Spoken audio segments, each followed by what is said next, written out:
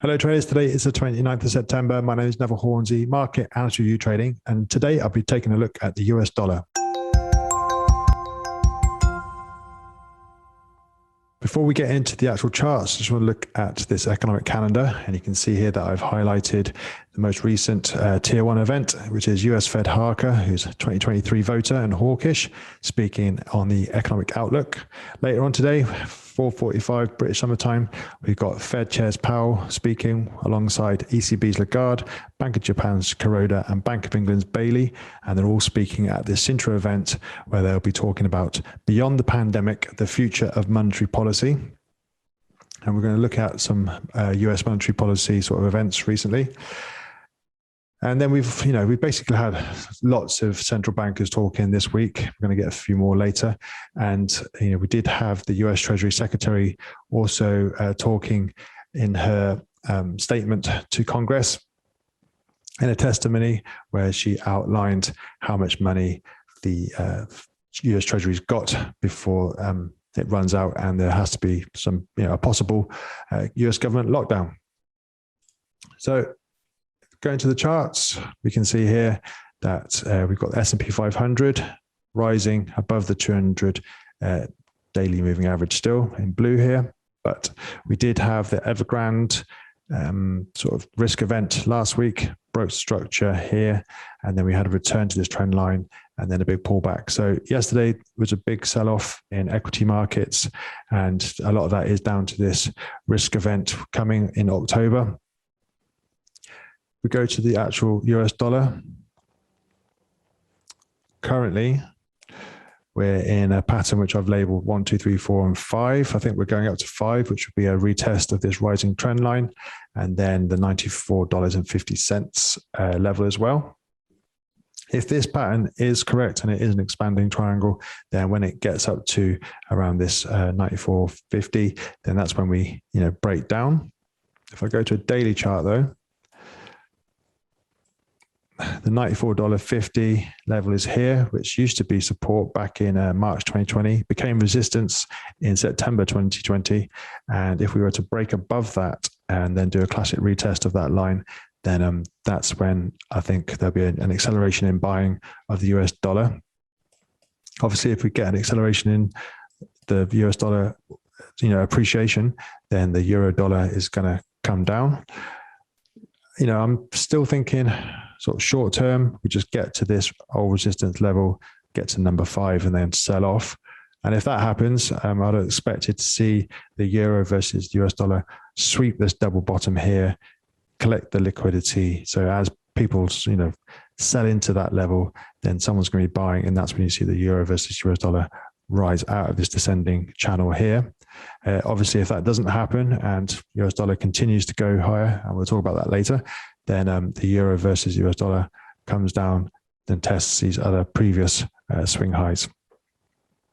British pound versus US dollar, similar sort of story, not as clean really. We did have a big, messy, sort of grinding channel higher here. So there's a lot of movement here. It becomes a lot cleaner down below 1.27, where resistance becomes support, could become resistance again on a classic retest, and we see the pound versus the US dollar descend. If we don't find buyers around this level, then it's going to be a messy period of time, I'd imagine. Aussie versus US dollar, we had a chance, back in, I think it was, September, early September here on the daily chart. We had a support line, which became resistance. We broke above it, came back down to test it. There was not enough buyers. Well, there wasn't any buyers. And this 200 period moving average capped every sort of price. So we had pullback. Had another chance here. So we had support. Didn't find any resistance until now. So if we can get back above this recent swing high, above the 50 period moving average, then we've got a chance of making a classic retest. So break up, retest, continuation higher. But it doesn't look like that's happening because the US dollar is essentially appreciating. So the Aussie is going to come down. So here we've got a resistance, become support. So now I'm thinking the next sort of cleanest sort of trade to look for would be a breakdown, retest, continuation lower. And that's all on the back of the US dollar going higher. So if the US dollar is going higher, we'd normally see, the commodities come down. But currently we're just testing this old resistance for support. And it looks like it's going to hold. We've seen like buyers come back in. So we're going to need a lot more supply come in and demand to drop off essentially for this to play out. Otherwise, it could be going a lot higher. So going back to the US dollar, obviously this period of time here, we had a big move into the US dollar because of the coronavirus. And then the Treasury and the Fed pumped lots of money into the economy, and we saw the US dollar sell off. And if I just go to this chart here, so the black line is TLT, which is around the 20-year long bond, and the blue line is the US dollar.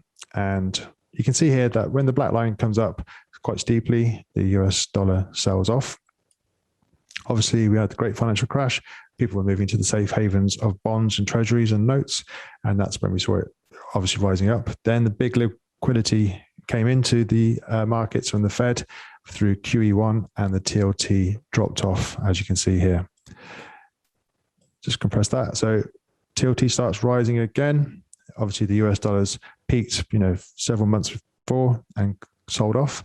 But here you see like the TLT is rising. QE2 comes in and the TLT drops off. So at this point, we had rating agencies looking at the US debt, saying, talking about these QE events and saying, right, we're going to downgrade the US dollar denominated debt. And they did that for the first time, really. The Standard & Poor's dropped down from AAA to AA plus and then negative. So here you see what essentially happened was the US 10-year yield collapsed, and the TLT and obviously the US 10-year note rose rapidly. And for the Fed to stop that from appreciating any further, that's when they pumped in QE3, and that's when we had the bonds and notes basically coming back down again. On the way down, Standard & Poor's moved from negative to stable, so the economy was more stable, and from then on we kind of just did like a little sort of cup and handle pattern. Then we had a big move into the sort of safety of the US debt on Brexit, which was then undone by Trump's election. You can see a big sell-off here, but the US dollar itself rose on the back of this TLT decline. So now we're getting into sort of more recent times where the US dollar, you can see in blue, has basically gone inverse to the TLT for a large period of time. Obviously, we had a trough here, October 2018, and that was in between the sort of Trump shutdown. So when the Trump shutdown happened first time, we had the dollar and the TLT drop off. When the Trump shutdown happened the second time, it was a lot shorter, and it didn't really do anything. What we did see was a big run up in the TLT as the dollar appreciated this time. And that's when Fed entered QE4. And we were going to get, similar QE sort of phenomenon again, where the TLT drops. But then we had coronavirus. So it took the Fed and the Treasury, like trillions of dollars to get the TLT to drop like this. And we also had that run up into the US dollar, which then also collapsed to where we are today and what we were seeing before on the Dixie.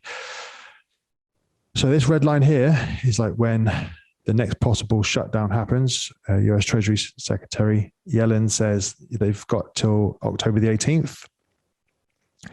October the 1st is actually the new fiscal year.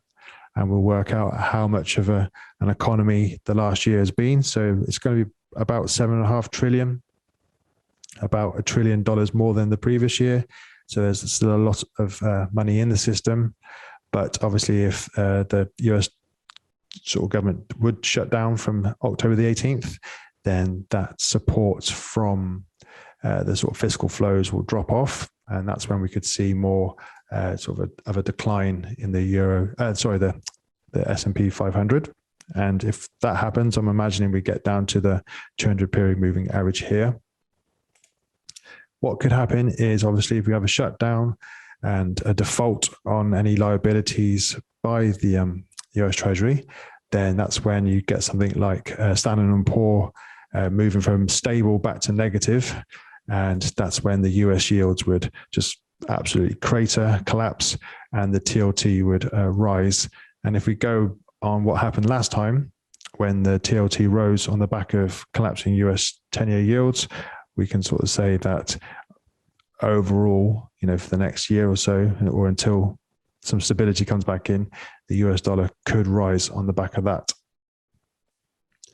Other than that, QE seems to, give a short-term depreciation in the US dollar, but no guarantee. It takes, the CARES Act and, trillions of dollars being pumped into the economy, obviously made the US dollar collapse at that point.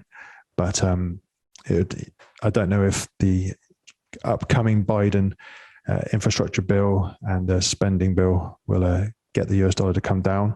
I'll be thinking, if anything, we'll have to watch the TLT, the US 10-year yields, and things like that around October. So yeah, I'm thinking, almost hoping really that the US does actually default, or we do get a downgrade from the Standard & Poor, and we see the TLT at least make a big directional move to the upside. Obviously, if the yields were to rise, then maybe the Fed will come in and add more QE just to taper that. Until then, we just have to wait and see. But I just wanted to sort of point out that October the 18th is when we're probably going to get the next acceleration or deceleration in the US dollar. And if anything, I think we'll be at the $94.50 around that time anyway. All right, take care, and I'll speak to you tomorrow.